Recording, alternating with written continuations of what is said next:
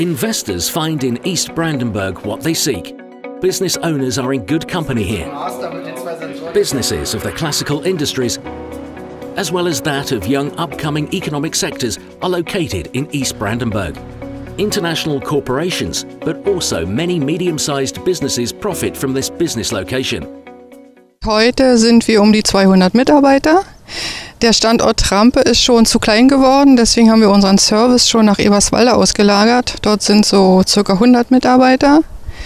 Wir produzieren in Trampe die 2 Megawatt Anlage und auch die 3 Megawatt Anlage. The reservoir of qualified employees is very large. The worldwide highly acclaimed German dual education brings up experts.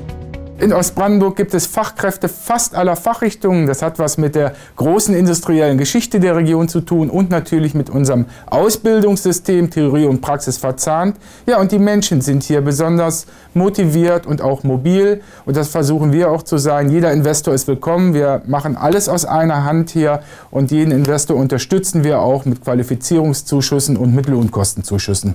There is enough space to develop businesses around these investors or at other places. They are all well located and well developed.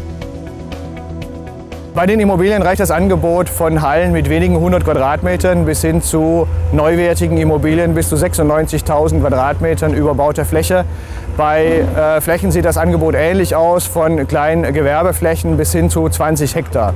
Das Besondere an den Flächen ist, dass diese sehr, sehr gut infrastrukturell und mit den Medien erschlossen sind und vor allem die Lage. Sehr viele dieser Immobilien liegen in unmittelbarer Autobahnnähe mit eigenem Anschluss oder, für wen die Schiene interessant ist, in unmittelbarer Nähe des Containerverladeterminals im schienengebundenen Logistikzentrum.